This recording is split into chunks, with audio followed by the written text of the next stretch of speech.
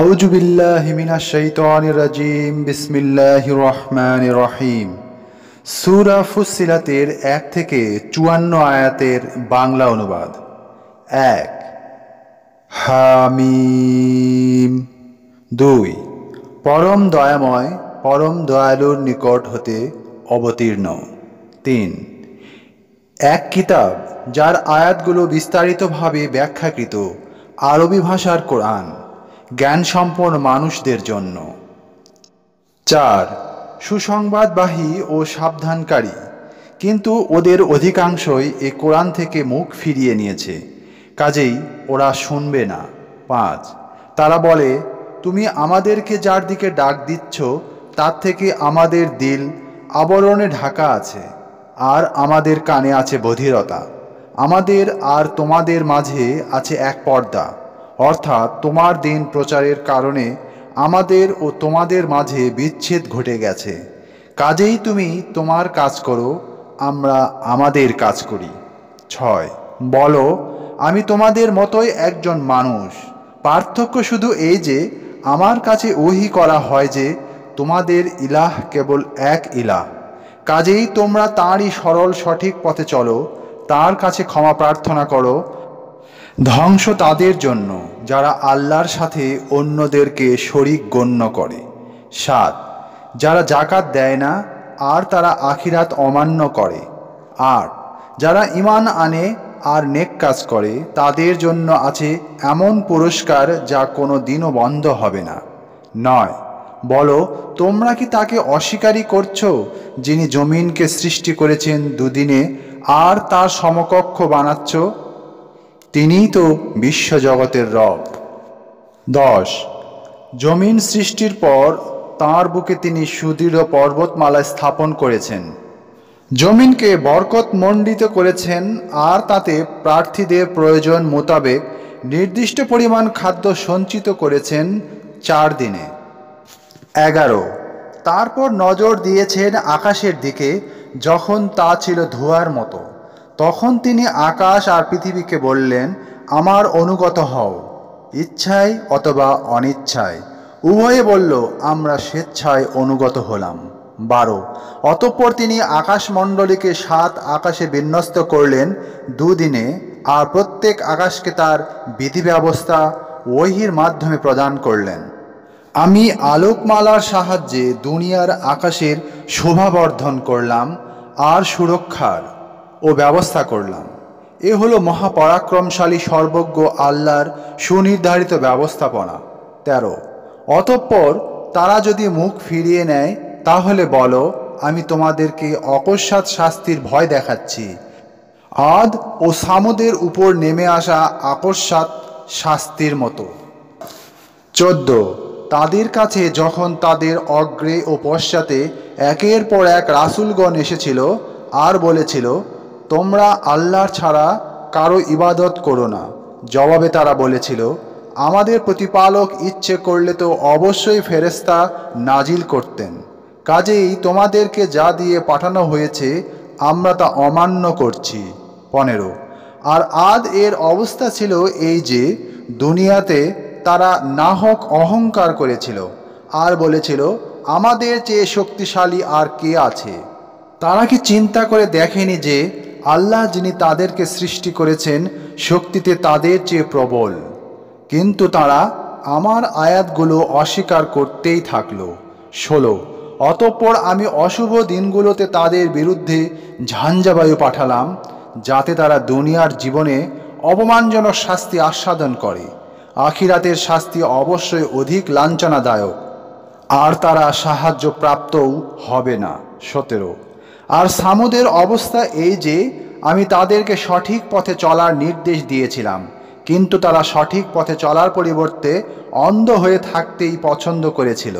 তখন তাদের কৃতকর্মের কারণে অপমানজনক শাস্তির বজ্রাঘাত তাদেরকে পাকড়াও করল। ১৮ আর আমি তাদেরকে বাঁচিয়ে দিলাম যারা ঈমান এনেছিল আর আল্লাহকে ভয় করে চলত। ১৯ যেদিন আল্লাহর দুশমনদেরকে জাহান্নামের দিকে সমবেত করা হবে, তাদেরকে বিভিন্ন দলে বিন্যস্ত করা হবে। ২০ শেষ পর্যন্ত যখন তারা জাহান্নামের নিকট পৌঁছবে তখন তারা যা করত সে সম্পর্কে তাদের কান, তাদের চোখ আর তাদের চামড়া তাদের বিরুদ্ধে সাক্ষ্য দেবে। 21, তারা তাদের চামড়াকে বলবে, আমাদের বিরুদ্ধে কেন সাক্ষ্য দিচ্ছ? তারা উত্তর দিবে, আল্লাহ আমাদেরকে কথা বলার শক্তি দিয়েছেন, যিনি সব কিছুকেই আজ কথা বলার শক্তি দিয়েছেন। তিনিই প্রথমবার তোমাদেরকে সৃষ্টি করেছেন আর তার কাছেই তোমাদেরকে ফিরিয়ে নেওয়া হবে। 22, দুনিয়ায় নিজেদের শরীরের অংশগুলোকে তোমরা এই ভেবে গোপন করতে না যে না তোমাদের কান, না তোমাদের চোখ আর না তোমাদের চামড়া তোমাদের বিরুদ্ধে সাক্ষ্য দেবে, বরং তোমরা মনে করতে যে তোমরা যা করো তার অধিকাংশই আল্লাহ জানেন না। 23, তোমাদের এই ভুল ধারণায় যা তোমরা তোমাদের প্রতিপালক সম্পর্কে পোষণ করতে তোমাদেরকে ধ্বংস করেছে, ফলে তোমরা ক্ষতিগ্রস্তদের দলে সামিল হয়ে গেছো। 24, এখন যদি তারা ধৈর্য ধারণ করে তবুও জাহান্নামী হবে তাদের আবাস, আর যদি তারা ক্ষমা প্রার্থনা করে তবুও তারা ক্ষমাপ্রাপ্ত হবে না। 25, আমি তাদেরকে তাদের প্রাণের বন্ধু জুটিয়ে দিয়েছিলাম, যারা তাদেরকে তাদের সামনের আর পিছনের প্রত্যেকটি জিনিসকে চাকচিক্যময় করে দেখাচ্ছিল। শেষ পর্যন্ত তাদের উপরও তেমনই আযাবের ফয়সালা কার্যকর হলো যা তাদের পূর্ববর্তী জিন ও মানব দলের উপর কার্যকর হয়েছিল। বাস্তবিকই তারা ক্ষতিগ্রস্ত হয়ে গেল। 26, কাফিররা বলে, এ কোরআন শোনো না আর তা পড়ার কালে শোরগোল করো যাতে তোমরা বিজয়ী হতে পারো। 27, ফলত আমি কাফিরদেরকে অবশ্যই কঠিন শাস্তি আস্বাদন করাবো, আর আমি অবশ্যই তাদেরকে তাদের নিকৃষ্টতম কাজের অনুসারে প্রতিফল দেব। 28, আল্লাহর দুশমনদের জন্য প্রতিফল হলো এ জাহান্নাম, তাতে আছে তাদের জন্য চিরস্থায়ী আবাস। এ হলো তাদের প্রতিফল, কারণ তারা আমার আয়াতগুলোকে অস্বীকার করত। 29, কাফিররা বলবে, হে আমাদের প্রতিপালক, জিন ও মানুষদের মধ্যকার যারা আমাদেরকে পথভ্রষ্ট করেছিল তাদের উভয়কে দেখিয়ে দিন, তাদের উভয়কে পায়ের তলায় পিষ্ট করব, যাতে তারা নিকৃষ্ট অধমদের মধ্যে গণ্য হয়।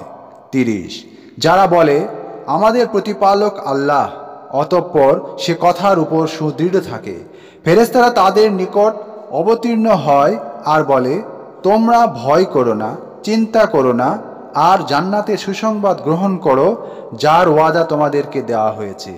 31, পার্থিব জীবনে আর আখিরাতে আমরাই তোমাদের সঙ্গী সাথী, আর সেখানে অর্থাৎ জান্নাতে তোমাদের জন্য তোমাদের মন যা চায় তাই আছে, তোমরা যে জিনিসের আকাঙ্ক্ষা করো তোমাদের জন্য সেখানে তাই আছে। 32, পরম ক্ষমাশীল পরম দয়ালু আল্লাহর পক্ষ থেকে আপ্যায়ন হিসাবে। 33, কথায় ওই ব্যক্তি থেকে কে বেশি উত্তম যে মানুষকে আল্লাহর দিকে আহ্বান করে আর সৎ কাজ করে এবং বলে, আমি আল্লাহর প্রতি অনুগতদের অন্তর্ভুক্ত। 34, ভালো আর মন্দ সমান নয়, উৎকৃষ্ট দিয়ে মন্দকে দূর করো, তখন দেখবে তোমার আর যার মধ্যে শত্রুতা আছে সে যেন অন্তরঙ্গ বন্ধু। 35, এ গুণ কেবল তারাই লাভ করে যারা ধৈর্যশীল, এ গুণ কেবল তারাই লাভ করে যারা মহাভাগ্যবান। 36, শয়তানের পক্ষ থেকে যদি তুমি কুমন্ত্রণা অনুভব করো তাহলে আল্লাহর আশ্রয় প্রার্থনা করো, তিনি সর্বশ্রোতা সর্বজ্ঞ। 37, তার নিদর্শনগুলোর মধ্যে হলো রাত, দিন, সূর্য আর চন্দ্র। সূর্যকে সেজদা করো না, চন্দ্রকেও না, সেজদা করো আল্লাহকে, যিনি ওগুলোকে সৃষ্টি করেছেন, যদি সত্যিকারভাবে একমাত্র তাঁরই তোমরা ইবাদত করতে চাও। 38, অতঃপর তারা যদি অহংকার করে তবে তারা জেনে নিক যে তোমার প্রতিপালকের নিকটে যারা রয়েছে তারা দিন রাত তাঁর মাহাত্ম্য বর্ণনায় লিপ্ত আছে, আর তারা কখনো ক্লান্তিবোধ করে না। 39, তার নিদর্শনগুলোর মধ্যে হলো এই যে তুমি জমিনকে দেখো, শুষ্ক অনুর্বর পড়ে আছে, অতঃপর আমি যখন তার উপর বৃষ্টি বর্ষণ করি তখন তা সতেজ হয় ও বেড়ে যায়। তিনি এই মৃত জমিনকে জীবিত করেন, তিনি অবশ্যই মৃতদেরকে জীবিত করবেন, তিনি সকল বিষয়ের উপর ক্ষমতাবান। 40, যারা আমার আয়াতসমূহের অর্থকে ভিন্ন পথে পরিচালিত করে, তারা আমার থেকে লুকায়িত নয়। যাকে জাহান্নামে নিক্ষেপ করা হবে সেই উত্তম না ওই ব্যক্তি যে কিয়ামতের দিন সম্পূর্ণ নিরাপদ হয়ে হাজির হবে। তোমাদের যা ইচ্ছে হয় করতে থাকো, তোমরা যা করো তা তিনি খুব ভালোভাবেই দেখেন। 41 যারা তাদের কাছে উপদেশ বাণী আসার পর তা প্রত্যাখ্যান করে তারা আমার থেকে লুকায়িত নয়। এটা হলো অবশ্যই এক মহাশক্তিশালী গ্রন্থ। 42 মিথ্যা এর কাছে না এর সামনে দিয়ে আসতে পারে না এর পেছন দিয়ে। এটা অবতীর্ণ হয়েছে মহাজ্ঞানী সকল প্রশংসাযোগ্য আল্লাহর পক্ষ হতে। 43 তোমাকে তাই বলা হচ্ছে যা বলা হতো তোমার পূর্ববর্তী রাসূলদেরকে, তোমার প্রতিপালক অবশ্যই ক্ষমার অধিকারী আর যন্ত্রণাদায়ক শাস্তিদাতা। 44 আমি যদি একে অনারব ভাষায় অবতীর্ণ কোরআন করতাম তাহলে তারা অবশ্যই বলতো এর আয়াতগুলো সুস্পষ্টভাবে বর্ণনা করা হলো না কেন। আশ্চর্য ব্যাপার, কিতাব হলো অনারব দেশীয় আর শ্রোতারা হলো আরবিভাষী। বলো, যারা ঈমান আনে তাদের জন্য এ কোরআন সঠিক পথের দিশারি ও আরোগ্য লাভের উপায়। যারা ঈমান আনে না তাদের কানে আছে বধিরতা, আর এ কোরআন তাদের জন্য অন্ধত্ব, যেন বহু দূর থেকে তাদেরকে ডাকা হচ্ছে। 45 ইতিপূর্বে মূসাকে আমি কিতাব দিয়েছিলাম কিন্তু তাতে মতভেদ করা হয়েছিল। তোমার প্রতিপালক যদি পূর্বেই একটি কথা ঘোষণা করে না দিতেন তাহলে তাদের মধ্যে মতভেদের ব্যাপারে ফয়সালা করেই দিতেন। তারা এ ব্যাপারে এক অস্থিরতাপূর্ণ সন্দেহে লিপ্ত। 46 যে সৎ কাজ করবে নিজের কল্যাণেই করবে, যে অসৎ কাজ করবে তার পরিণতি তাকেই ভোগ করতে হবে। তোমার প্রতিপালক বান্দাদের প্রতি জালিম নন। 47 কিয়ামত যখন সংগঠিত হবে সে সম্পর্কিত জ্ঞান একমাত্র তার কাছেই আছে। কোনো ফলই তার আবরণ থেকে বেরিয়ে আসে না এবং কোনো নারী গর্ভধারণ করে না আর সন্তান প্রসব করে না তার অজ্ঞাতে।